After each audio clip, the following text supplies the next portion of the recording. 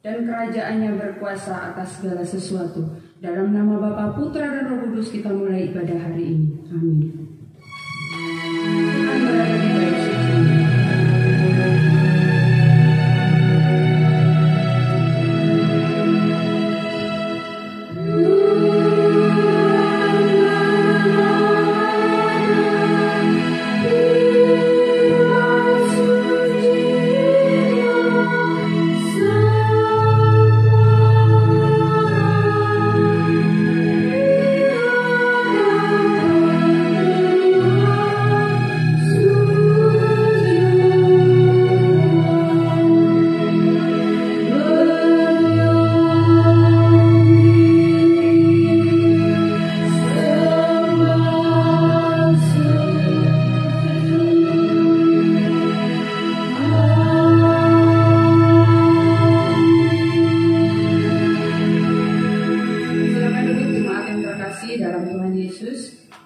Sudah 7 minggu kita melakukan ibadah online ini dan kiranya kita terus semangat dalam Tuhan.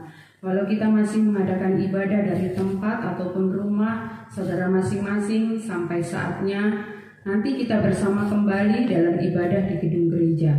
Biarlah kita tetap dalam kebersamaan dan mengikuti ibadah dengan sungguh.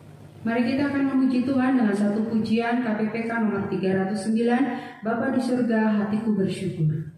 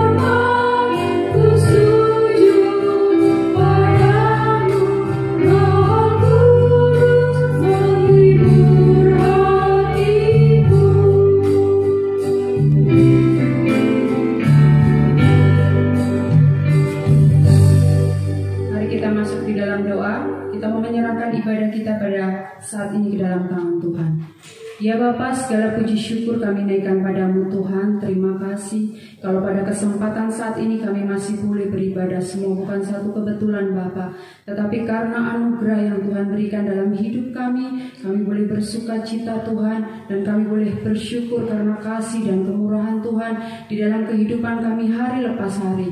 Hingga pada kesempatan saat ini kami boleh beribadah di rumah kami masing-masing, semua juga karena kasih dan kemurahan Tuhan.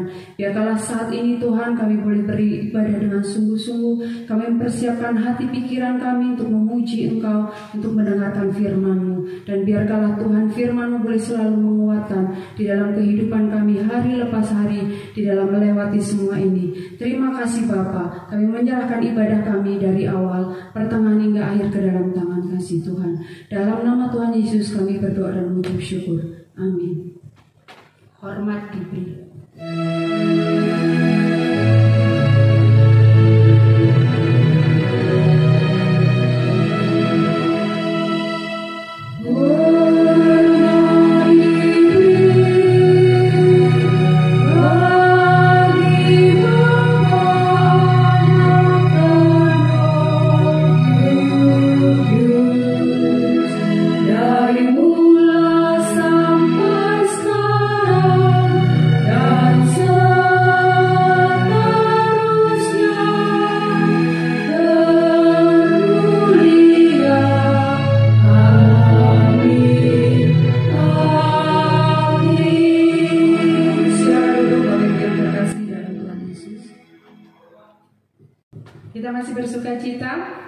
Pada saat ini Tuhan terus memelihara kita. Mari kita menyanyikan satu pujian, Bukan Bangkit.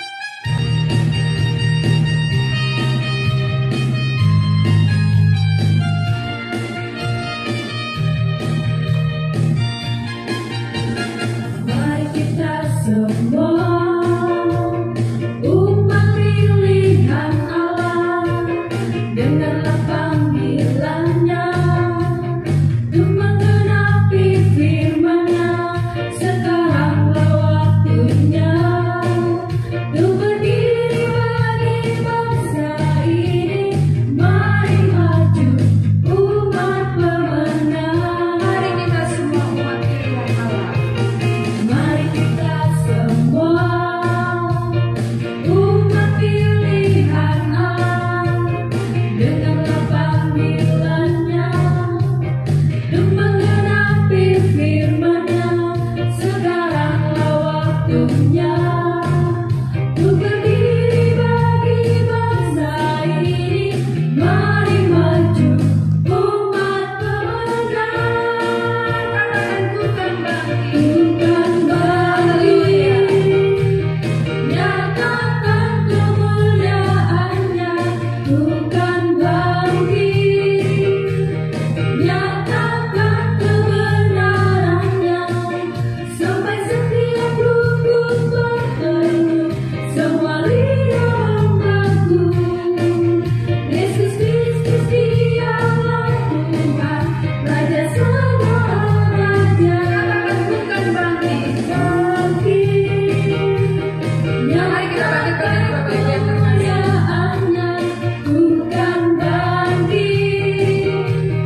Nyatakan kebenaran-Nya, sampai setiap lutut berteduh, semua lidah mengaku Yesus Kristus Dialah Tuhan, Raja segala raja. Katakan Dialah Raja. Dialah Raja. Haleluya, biarlah kemuliaan-Nya bagi nama Tuhan. Mari kita akan membacakan pengakuan iman rasuli. Kita bacakan bersama-sama. Pengakuan iman rasuli.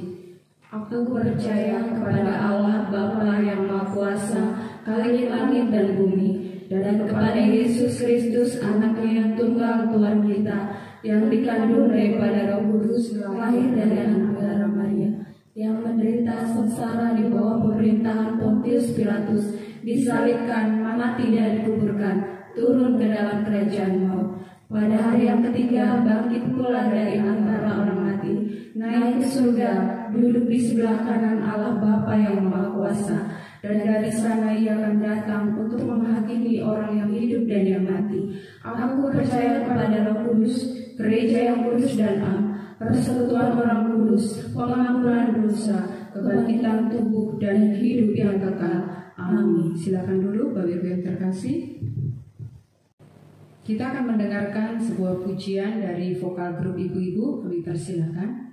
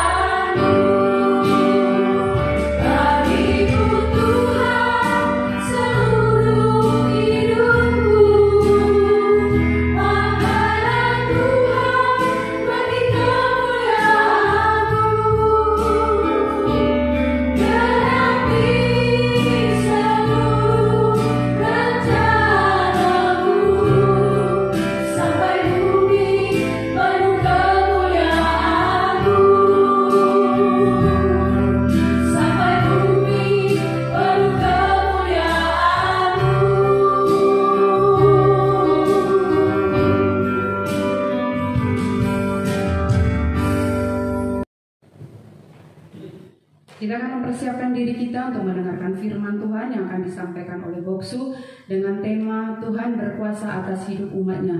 Mari kita akan membacakan ayat mas kita yang terambil dari Mazmur 119 ayat 133. Demikian bunyi firman Tuhan. Kita akan membacakan sebanyak 2 kali. Saya akan membacakan sekali, Bapak Ibu Saudara membacakan sekali.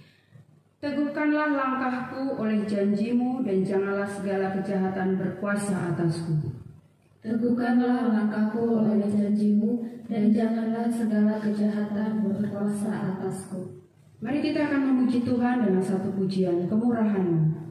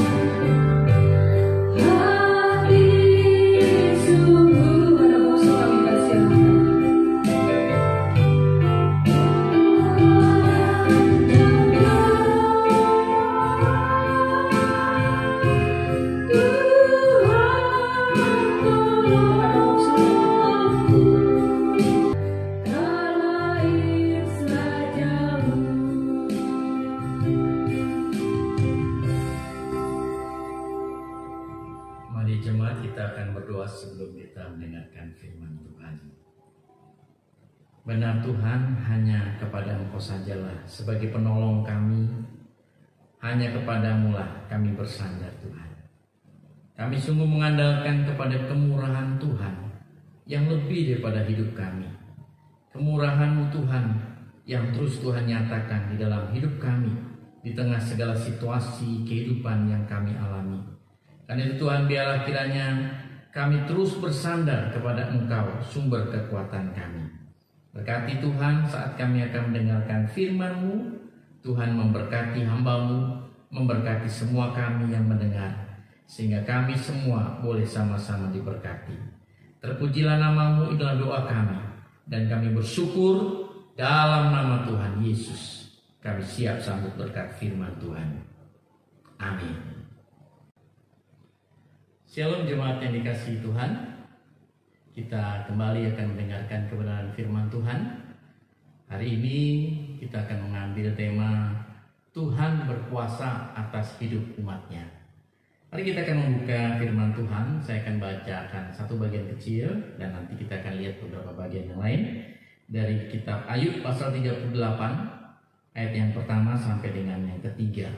Saya akan bacakan Ayub 38 ayat pertama sampai 3. Demikian firman Tuhan. Maka dari dalam badai Tuhan menjawab Ayub, siapakah dia yang menggelapkan keputusan dengan perkataan-perkataan yang tidak berpengetahuan? Bersiaplah engkau sebagai laki-laki, aku akan menanyai engkau supaya engkau memberitahu aku. Demikianlah pembacaan firman Tuhan. Yang berbahagia mereka yang mendengar dan melaksanakan kebenaran firman Tuhan dalam hidup hari lepas harinya. Jemaat-jemaat, bagaimana kabar kita semuanya? Hari ini kita boleh terus setia dalam ibadah kepada Tuhan, bahkan di tengah-tengah kondisi yang masih terus kita hadapi. Bapak Ibu, kita tahu sebagian daerah sudah menerapkan yang disebut dengan istilah PSBB, yaitu pembatasan sosial berskala besar. Ini bukan perkara yang mudah, saudara, karena memang banyak hal yang akan dibatasi untuk mencegah wabah virus yang sedang melanda ini semakin tersebar luas. Jadi jaga jarak, ya, social distancing, bukan hanya social distancing, mungkin juga physical distancing, dan kita lebih banyak diam di rumah, tidak perlu lagi kalau tidak perlu. Saudara-saudara, dengan adanya seperti ini, tahukah kita ada gejala yang juga mungkin muncul dalam hidup manusia yang disebut sebagai cabin fever. Cabin fever ini adalah satu keadaan emosi dari seseorang yang mungkin tidak bisa menerima karena begitu lama tinggal di rumah. Saat-saat seperti ini ketika pergi keluar rumah dibatasi karena jelas ada ancaman penyakit wabah virus corona ini, membuat kita merasa nggak nyaman untuk tinggal di rumah, tidak betah lama-lama diam di rumah, ya. Jadi seringkali ada semacam emosi, perasaan kecewa, sedih. Saudara-saudara, gejala orang-orang yang mengalami cabin fever ini nggak mudah, saudara-saudara. Bisa berupa kebosanan, ya. Bisa juga gampang marah, tersinggung. Kadang-kadang merasa mudah putus asa, sulit tidur, saudara-saudara. Berbagai emosi lain bisa dikenakan kepadanya. Jadi saudara, secara perilaku orang dengan cabin fever ini jelas bisa mengeluh sulit fokus terhadap hal-hal yang dikerjakan. Nggak bisa diam, selalu jalan keluar kemari. Dan cabin fever ini bukan hanya terjadi pada orang tua, anak-anak pun kita bisa lihat juga bisa ngalami itu kan. Di beberapa WA kita menemukan bagaimana anak-anak yang menangis rindu sekolah, anak-anak yang susah belajar. Nah, orang tua harus sabar menghadapi situasi seperti ini. Inilah yang disebut dengan cabin fever. Bapak Ibu jemaat, bagaimana mengatasinya? Jelas ini perlu komunikasi, ya kan? Perlu ditingkatkan komunikasi yang sehat antara orang tua dengan anak, antara keluarga. Buat sisi kreatif, bikin sesuatu yang menarik di rumah, berkeringat, olahraga, ya, kegiatan supaya sehat. Nah, inilah yang terjadi dalam situasi seperti ini. Lalu orang berpikir, saudara, dengan adanya seperti ini, kenapa begitu lama? Apakah ini menjadi sebuah hukuman daripada Tuhan? Jemaat-jemaat kasih Tuhan, memang tidak sedikit orang-orang yang mengkaitkan adanya wabah virus seperti ini sebagai sebuah hukuman daripada Tuhan. Banyak manusia yang melanggar perintah Tuhan, banyak manusia yang berdosa. Karena itu Tuhan kasih hukuman dengan adanya penyakit seperti ini. Tentu tidak semudah itu, saudara, kita menilainya. Kenapa? Kalau memang ini sebuah hukuman dari Tuhan, bagaimana dengan orang-orang yang menolong? Bagaimana para tenaga medis? Bagaimana kita yang bergerak? Apakah semuanya masuk di dalam hukuman Tuhan? Kan tidak seperti itu, saudara-saudara. Saudara-saudara, dalam kondisi seperti ini, dalam dunia teologi juga dikenal dengan istilahnya teologi restribusi, yaitu yang mengatakan begini, saudara, yang benar pasti akan diberkati, yang salah pasti akan menerima hukuman. Tentu tidak mudah dilema seperti ini, saudara-saudara. Bagaimana mungkin kita berkata seperti itu? Nah, kalau kita melihat apa yang terjadi dengan tokoh Ayub di sini, satu tokoh yang penting yang bukan hanya ada di dalam perjanjian lama, tapi juga ada di dalam perjanjian baru. Saudara-saudara, Ayub adalah satu tokoh yang penting. Kenapa saudara? Karena dia memiliki moralitas yang juga jelas bukan sesuatu yang mudah. Dia memiliki moralitas yang sangat berkualitas. Moralnya tinggi, dia juga punya integritas yang tinggi, dia juga punya kehidupan rohani yang orang bilang mungkin hebat, excellent. Tetapi saudara-saudara, kendati demikian, kita melihat bahwa Ayub pun mengalami badai kehidupan yang mengerikan. Bukan saja hanya dirinya yang mengalami sakit penyakit, tetapi juga seluruh apa yang ada pada dirinya yang dia miliki hilang di dalam sekejap, saudara-saudara. Badai datang bertubi-tubi dalam kehidupan Ayub. Bapak Ibu Saudara yang kasih dalam Tuhan, kalau kita memperhatikan dari seluruh kitab Ayub ini, diskusi Ayub dengan para sahabatnya membuahkan beberapa kesimpulan seperti berikut. Pertama, saudara, Ayub di situ sudah mengoreksi diri dan dia sudah berlaku benar, bahkan berani diuji di hadapan banyak orang. Tetapi mengapa bisa bernasib buruk? Teman-temannya, saudara-saudara yang kasih dalam Tuhan, berani memastikan teologi retribusi ini pasti betul, tidak salah.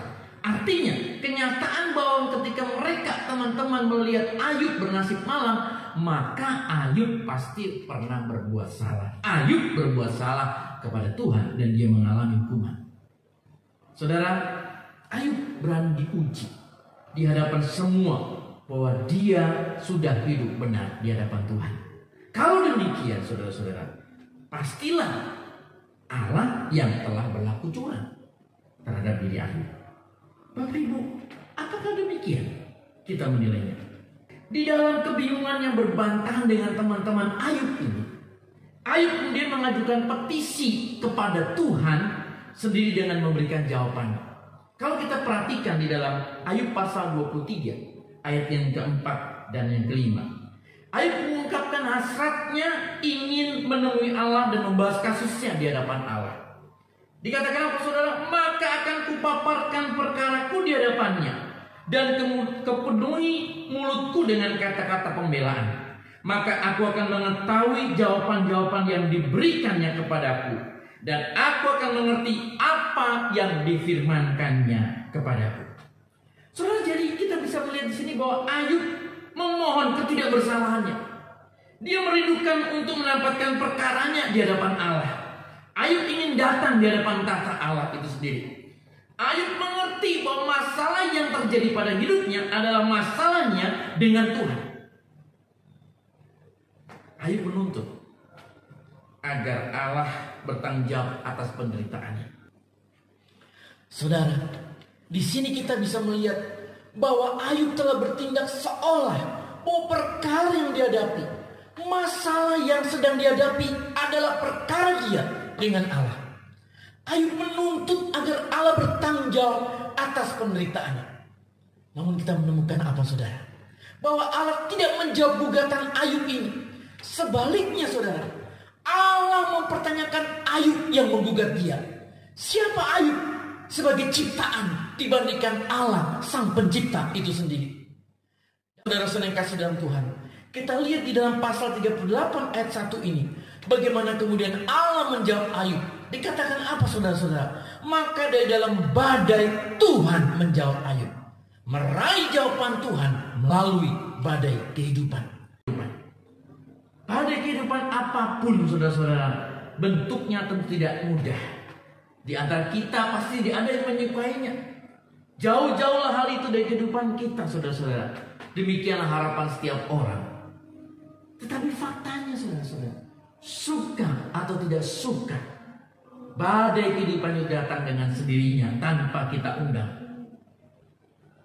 Jadi Bapak Ibu jemaat yang kasih dalam Tuhan, renungan kita mengajar dua hal penting bagaimana kita menyikapi situasi hidup seperti yang dialami oleh hamba Tuhan namanya Ayub ini. Saudara-saudara, hal yang pertama adalah bahwa manusia itu terbatas. Manusia itu tidak mampu mengatur dan menentukan jalan kehidupannya di alam ciptaan Allah ini sendiri. Seringkali kita tidak mengerti kenapa badai kehidupan menimpa kita. Kita juga seringkali terbatas untuk mengerti peranan Tuhan di dalam setiap badai yang menimpa kehidupan kita. Bapak Ibu jemaat kasihan Tuhan, kalau kita melihat dari pasal 38, 39 ayat ini, kita menemukan apa saudara, bahwa jawaban Allah atas pergumulan Ayub itu sungguh menjengkelkan. Tuhan sama sekali tidak menyinggung moralitas Ayub, baik membenarkan ataupun menyalahkannya. Saudara-saudara, di dalam pasal 38, 39 ada kurang lebih 77 kali pertanyaan-pertanyaan retoris, pertanyaan-pertanyaan yang diajukan Allah kepada Ayub. Saudara-saudara, setiap pertanyaan yang diajukan Allah itu membuat Ayub menyadari betapa sungguh tidak mampu menyelami kedalaman pikiran Allah.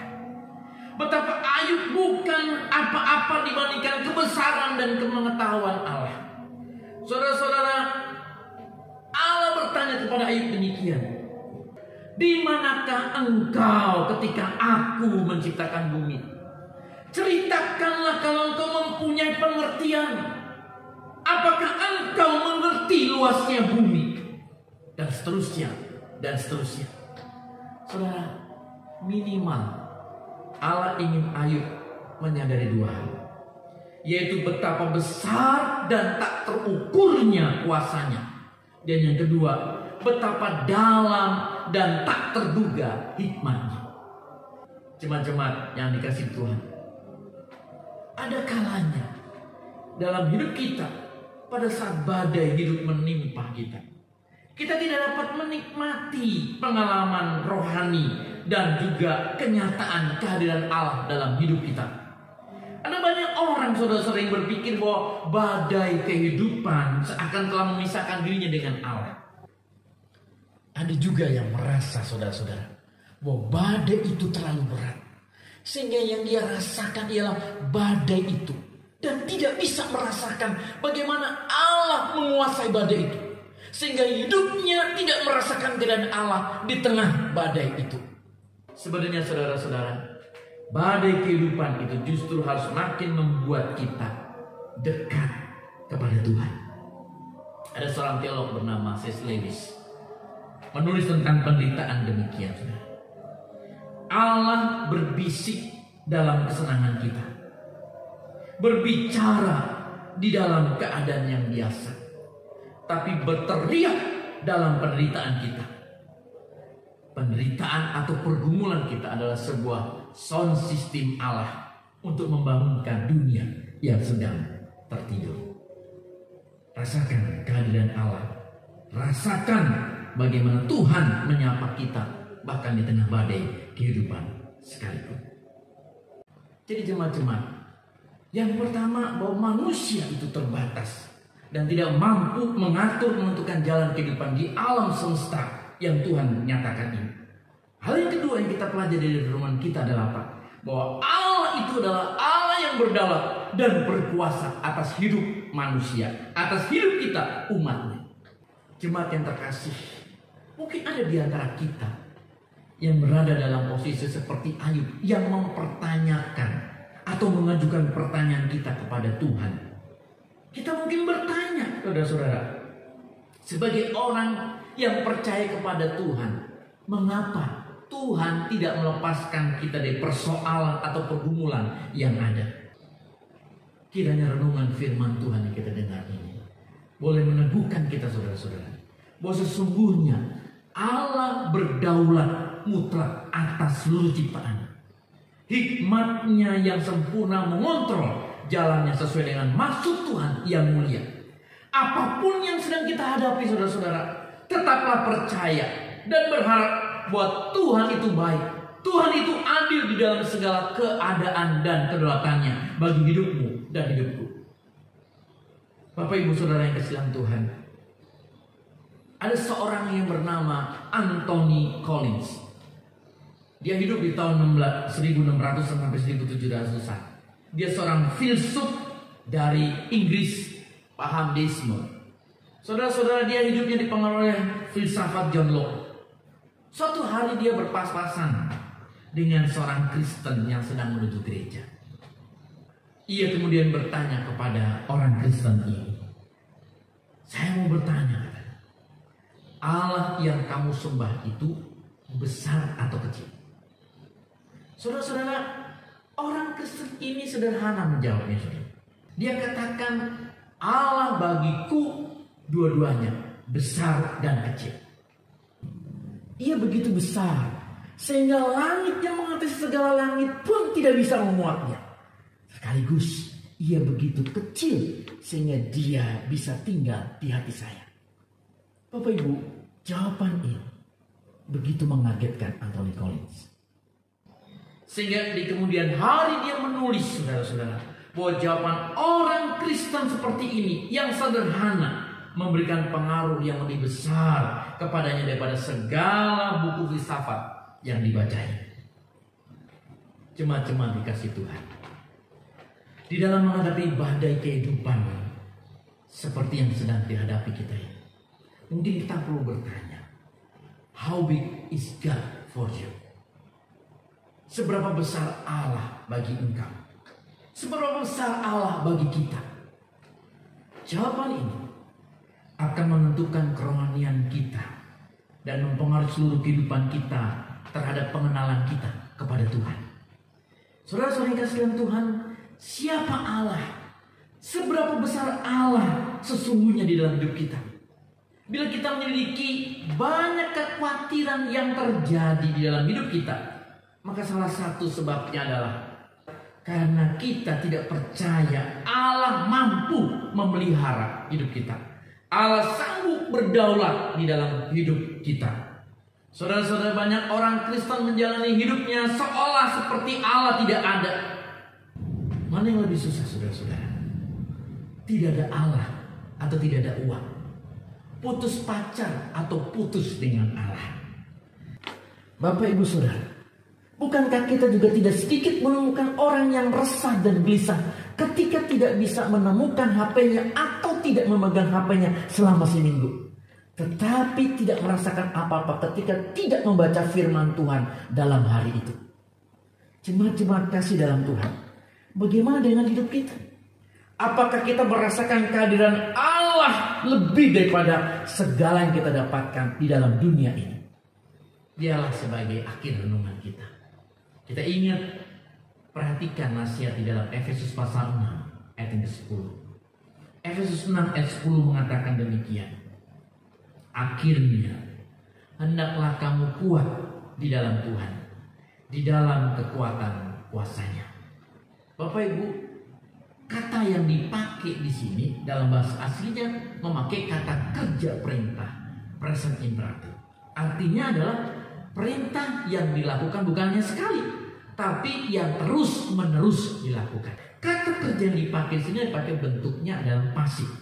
Artinya bahwa kekuatan itu bukan dari diri kita. Kekuatan itu bukan karena kehebatan kita, tapi karena ada sesuatu yang dari luar yang menguatkan kita. Yaitu siapa? Tuhan yang menguatkan kita. Jadi kalimat di sini seperti bisa dibaca, diartikan begini: hendaklah kamu terus-menerus dikuatkan oleh Tuhan. Allah sendiri yang memberi kekuatan. Allah yang memberikan kekuatan kepada kita, orang-orang yang percaya kepada-Nya. Biarlah kita boleh mengalami bahwa tangan Tuhan yang perkasa, kasih Tuhan yang perkasa tidak meninggalkan kita, dan Dia terus memelihara kita dari sekarang sampai selamanya. Bapa Surgawi, terima kasih Tuhan, karena Engkau telah menolong kami, memberkati kami, merenungkan firman-Mu. Kami belajar dari hamba-Mu Tuhan, bahwa hidup kami sebagai manusia terbatas. Tidak mampu kami menyelami akan kemahatauan. Tidak mampu kami menyelami akan hikmat Allah yang mengatur dunia ini. Karena itu Tuhan, biarlah kami boleh belajar untuk bersandar kepada Tuhan.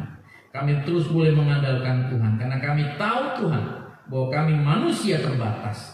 Tetapi satu hal yang pasti, kami yakin Allah kami adalah Allah yang berdaulat, Allah yang berkuasa, Allah yang tidak meninggalkan perbuatan tangannya bagi orang-orang yang percaya, bagi kami umat-Mu. Karena itu Tuhan terus kuatkan kami, berkati di dalam hidup kami, sebagai anak-anak Tuhan, jemaat-jemaat dimanapun berada. Biar mereka semua boleh mengalami pertolongan dan kekuatan Tuhan, sehingga kami tetap teguh dan kuat di dalam anugerah Tuhan. Inilah doa kami Bapa. Terpujilah Engkau. Kami serahkan doa syafaat kami dalam nama Tuhan Yesus yang telah mengajar kami berdoa. Bapa kami di surga, dikuduskanlah nama-Mu. Datanglah kerajaan, jadilah kehendak-Mu di bumi seperti di surga. Bila kami pada hari ini makanan kami secukupnya, dan ampuni kami segala kesalahan kami, seperti kami juga telah mengampuni orang yang bersalah kepada kami. Jangan bawa kami dalam pencobaan, tapi lepaskanlah kami daripada yang jahat. Karena punya kerajaan dan kuasa dan kemuliaan sampai selama-lamanya. Amin. Terima kasih atas firman Tuhan yang sudah disampaikan oleh Bob Suputut, kiranya boleh menjadi kekuatan bagi kita semua. Mari kita akan memperhatikan warta gereja untuk minggu ini.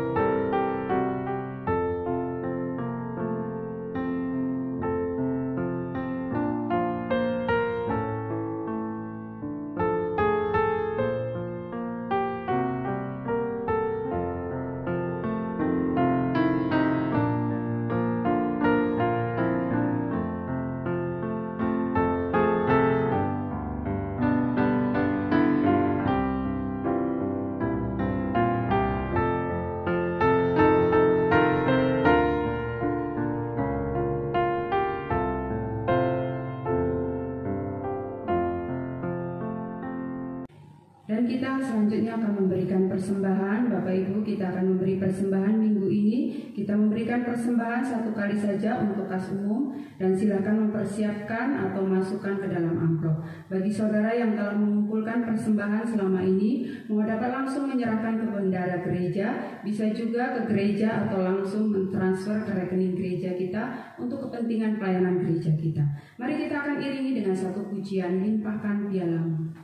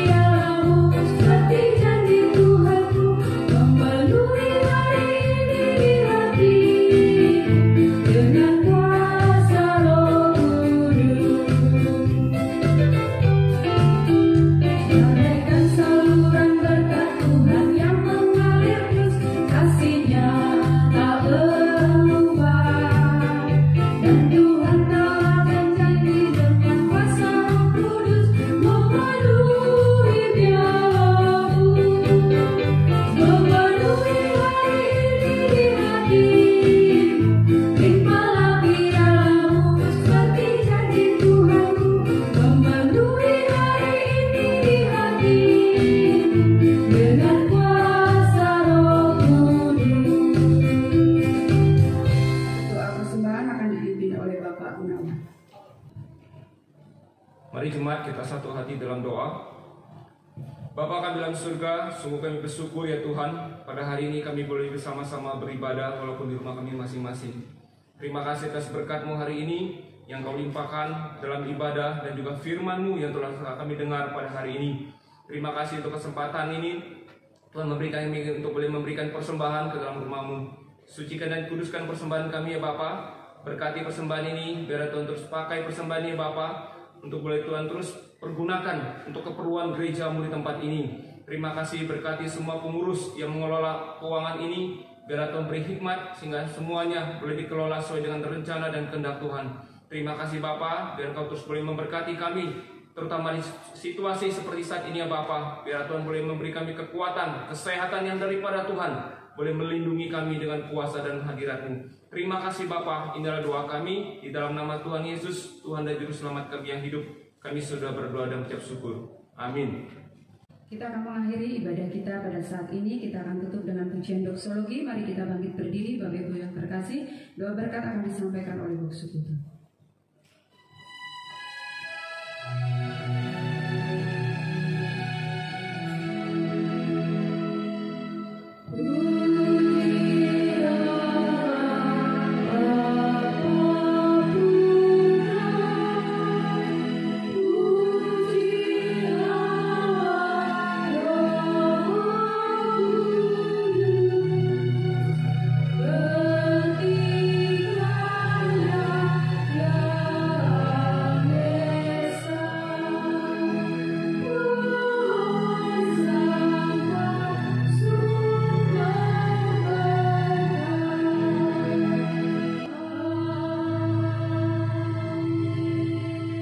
Jemaat-jemaat dikasih Tuhan, biarlah kita arahkan hidup kita kepada Tuhan. Kita mengucap syukur karena berkat dan anugerah yang Tuhan berikan. Kami percaya Tuhan, anugerah-Mu terus dinyatakan dalam hidup umat-Mu. Di tengah segala keberadaan apapun, kami tahu Tuhan, tangan-tangan Tuhan yang penuh kasih tidak pernah meninggalkan kami. Tuhan memberkati kami semua. Tuhan menopang kami semua untuk boleh hidup bergantung kepada Tuhan saja. Karena kami tahu Engkau Allah kami, berkuasa atas hidup kami umat-Mu. Tuhan memberi yang terbaik dalam kehidupan kami, untuk terus setia mengasihi dan melayani Tuhan. Terpujilah nama-Mu Tuhan. Terima kasih untuk kebenaran firman Tuhan yang sudah kami dengar. Dan biarlah ketika kami pulang, kami boleh terima berkat daripada Tuhan. Jemaat-jemaat, arahkan hidupmu kepada Tuhan. Rendahkan dirimu di hadapan Allah yang Maha Tinggi, dan terimalah berkat daripada Tuhan. Kiranya berkat kasih dan anugerah daripada Allah Bapa, dalam cinta kasih dan keselamatan Tuhan Yesus Kristus, dalam anugerah perlindungan dan kekuatan dengan Roh-Nya yang kudus, menopang hidupmu, memberkati setiap perjalanan imanmu di dalam Tuhan, memimpin setiap apapun yang mengerjakan untuk hidup seturut dengan kehendak-Nya, memberkati dalam setiap langkah-langkah perjalanan imanmu, mulai hari ini, esok, bahkan sampai selamanya, sampai Tuhan Yesus datang kedua kali. Haleluya. Amin. Amin.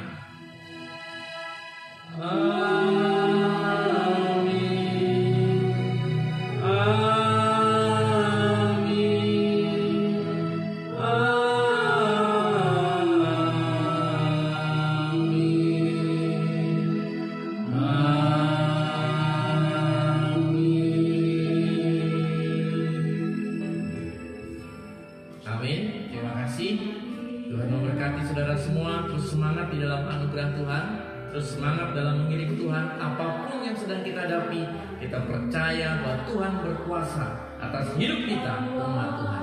Tuhan memberkati sepanjang minggu ini dan sepanjang hari yang kau jalani dalam Tuhan. Terima kasih. Shalom. Selamat hari Minggu. Amin.